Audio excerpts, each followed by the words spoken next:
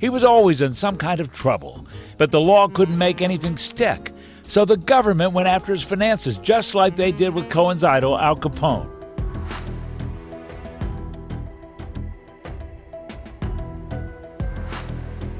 Number 10. The Dixie Mafia. A relative newcomer to the world of organized crime, the Dixie Mafia rose to prominence in the late 1960s. Anything that made a dime, the Dixie Mafia was in it. This deadly mafia network dominated until the FBI was called in to hunt them down. Unlike other mafias, it's not an official organization, but more of a loose-knit gang of criminals, mostly white Southerners in the United States. While the Dixie Mafia was founded in Biloxi, Mississippi, they were known to operate throughout the entire American South. What they were was a group of his handpicked from the years of 1962 to 1966, guys of 9 that he used to rob places, banks, jewelry stores, armories, any place that had big money. Its former leader, Kirksey McCord Nix Jr., is currently serving life in prison, and many other members ended up behind bars too. The Mafia's influence has dwindled significantly since the 90s. The Mississippi Gulf Coast was transformed. Clubs and backroom casinos were closed. Gambling was legalized. The financial source for the dark underbelly of crime shut down. The Dixie Mafia just lost its vitality. But some believe they're still around in a smaller capacity. Number 9. The Addams Family.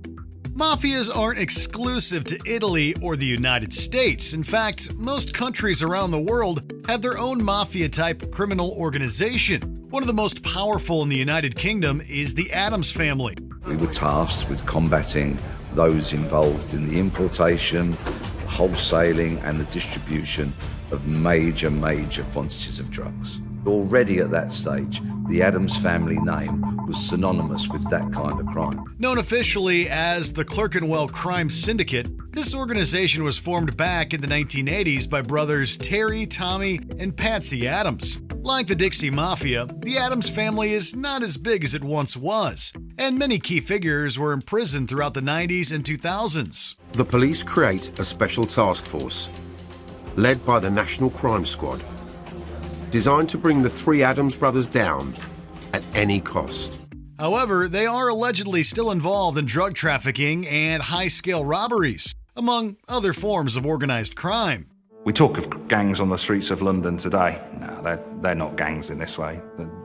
This was an old-school type of gang, and I don't think we'll see many, if any, like that anymore. Number 8. The Russian Mafia. The Russian Mafia has its roots in Stalin's forced labor camps during the Soviet era, where political dissidents and criminals organized under leaders known as thieves-in-law. Hundreds of FBI agents in New York are now devoted to fighting what one top official called an explosive growth in organized crime, fueled by the growing influence of Asian, Albanian, and Russian mobs. By the 1980s, they had expanded into other countries, including the U.S. Also known as the Bratva, or Brotherhood, the organization took inspiration from the Italian Mafia, but had a looser hierarchical structure. The Russian mob, based here in Brighton Beach, Brooklyn, has grown into an intimidating force, a lucrative international enterprise stretching from Moscow to Israel to Thailand to the United States, blending old-fashioned brutality with high-tech skills. It's composed of thousands of groups with an estimated 250,000 members, some with ties to Russia, others to countries that were part of the Soviet Union, such as Georgia. The high level of political corruption in Russia has allowed criminal groups to prosper. Their activities include human trafficking, racketeering, extortion, drug trafficking, and more. The United States for them is not a major center of operations. For them, it's a good place to bank. It's a good place to keep money in case things get really bad. But their interest and their attention is still focused on the power politics of Russia. Number 7. The Irish Mob. The Irish Mafia is one of the most infamous in the world. It got its start in the late 19th century with Irish-American street gangs, who vied for control of New York with Italian and Jewish organizations. For let it be known that the hand that tries to strike us from this land shall be swiftly cut down. And may the Christian Lord guide my hand against your Roman popery. Prepare to receive the true Lord. They have since become one of the most widespread criminal syndicates in the United States and Canada, with cities like Boston, Philadelphia, Chicago, Cleveland, and Montreal linked to mob activity. Boston has hosted the Winter Hill Gang, an offshoot of the Irish mob that was once run by the notorious Whitey Bulger. Bulger eventually took over the Winter Hill Gang in Somerville from Howie Winter. And that's when Bulger and his cohort Stephen Flemmi moved their headquarters from Somerville to Lancaster Street in the North End. This gang once had enormous influence within the FBI, as Bulger was in cahoots with the corrupt agent John Connolly. They're associated with a variety of crimes, such as assaults, murder, counterfeiting, drug trafficking, illegal gambling, and money laundering. This is what it's like being a mobster. You fend for yourself and you're constantly starting over. Number 6. The Jewish Mafia.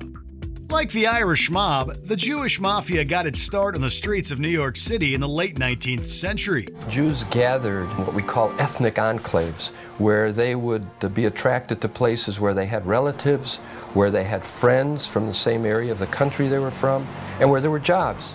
They eventually grew and flourished in the Prohibition era, as illegal bootlegging became increasingly lucrative. The Mafia saw its heyday from the 30s to the 60s, when the Jewish mob allied with the Italian-American Mafia to form the National Crime Syndicate. So at that point, you can see that at every enterprise that he gets involved in, he's got to have an Italian partner. Involved were some of the most notorious mobsters in American history, including Bugsy Siegel, Meyer Lansky, and Mickey Cohen. He was always in some kind of trouble, but the law couldn't make anything stick. So the government went after his finances, just like they did with Cohen's idol, Al Capone. I am willing to save my country the expense of a trial and plead guilty. The Jewish Mafia has been closely linked with the Russian mob in recent years, and they have a heavy presence in the Brighton Beach area of Brooklyn. Number 5. The Albanian Mafia. Like the Russian Mafia, the Albanian Mafia isn't a cohesive organization, but a loose collection of Albanian criminal operations. Involved over a dozen mafia families who are allied with powerful syndicates, including the Sicilian Mafia and the Sinaloa cartel. Through their connections, the Albanian Mafia controls much of the European drug trade. A British government report in 2020 found the cocaine market here is dominated by Albanian gangs. In fact, the U.S. State Department considers Albania the mainstay of organized crime worldwide and the main points of drug trafficking, weapons, and immigrants and counterfeit goods. Is this what you're seeing time and again increasingly now, like other forces, that the Albanian organised criminal gangs are moving into these areas? No, they are. They certainly seem to be on the up. They seem the dominant ones at the moment. Some have also linked the country's current Prime Minister, Edi Rama, to activities of the Albanian Mafia. In Albania, unfortunately, it started with the local level, mayors of towns, of cities, connected straight to organized crime, elected because organized crime is backing them, and you have criminals themselves getting elected. However, the FBI does not consider them as sophisticated as other organizations due to their clan-like structure. Number 4. The Five Families. The Bonanos, the Colombos, the Gambinos, the Genovese, the Lucchese's. Chances are that you've heard these names at some point, especially if you live in the general New York City area, or if you watch a lot of mob fiction. The Gambino family was once among the most powerful criminal organizations in the U.S., but federal prosecutions in the 1980s and 90s sent its top leaders to prison. They are collectively known as the Five Families, and they have an unbreakable hold on the New York City underworld.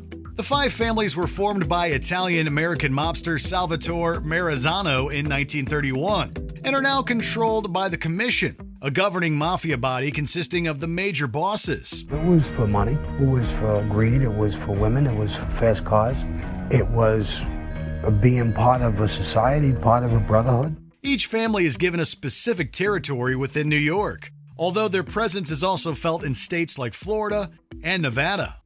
Number 3. The Sicilian Mafia. There is no mafia without the Sicilian Mafia. Also called Cosa Nostra, meaning our thing, the Sicilian Mafia originated the very idea and structure of the modern-day mob, which began on the Italian island of Sicily in the 1800s. The main group, Cosa Nostra, which means our thing, slowly, bit by bit, infiltrating society. Its roots lie in western Sicily in the late 1800s, but it gained widespread recognition when Sicilians emigrated to the U.S. in the early 20th century. Nowadays, the Sicilian Mafia specifically refers to the syndicate that is still operating in Sicily, composed of about 100 families. The Mafia remains active, thousands of members still, but they are hated by many for their extortion of so-called peso, protection money from businesses. They're particularly active in the city of Palermo. While they've lost ground in the drug trade of the Ndrangheta, they still run powerful protection rackets and have been linked to a number of powerful politicians in Italy. The Mafia still has a strong presence in Sicily, even though their methods have evolved. Number 2. Yakuza. Contrary to popular belief, Yakuza is not the criminal organization itself, but the title of its members. The Yakuza has dominated Japan's criminal underworld for over a century through a quiet code of brutality, extortion rackets, and gambling dens. It's the equivalent to our use of gangster or mobster. In reality, the Yakuza belong to various Japanese crime syndicates or clans. Like many mafias on this list, these clans are not as powerful as they once were. And it's believed that the height of the Yakuza was in the 1960s. I would say that there's a time that they were a necessary evil. The kind of crime that people hate, theft, robbery, street crimes, people breaking into your house. The Yakuza were good at suppressing that. But the crime syndicate continues to operate with over 12,000 alleged members and 3 principal clans. The largest, wealthiest, and most powerful is Yamaguchi-gumi, which consists of over 8,000 Yakuza and operates out of the city of Kobe. I would describe the Mafia as a bit like cockroaches. They're very resistant. Number 1. Ndrangheta. And that when we talk about the Ndrangheta, we are not talking about one unique strategy. We are talking about each clan that can do different things. While pop culture has propped up the Sicilian Mafia, it's Ndrangheta that has the true stranglehold on illicit mob activity. Like the Cosa Nostra, Ndrangheta started in Italy, specifically in the region of Calabria, before emigration made their enterprise more powerful and widespread. The Ndrangheta has become the wealthiest of the Italian mafias. It's considered the most far-reaching in terms of international links, and that together makes it the more powerful. While the organization partakes in all sorts of criminal activity, a large chunk of their revenue comes through drug trafficking, which they conduct with the help of powerful cartels. This enterprise has made Ndrangheta incredibly rich, and in 2010, it was estimated that their earnings accounted for 3% of Italy's entire GDP. To imagine how big they are, take the annual revenue of Starbucks and McDonald's, put it together, more than $50 billion. That's what we're talking about. Did you enjoy this video? Check out these other clips from Watch Mojo, and be sure to subscribe and ring the bell to be notified about our latest videos.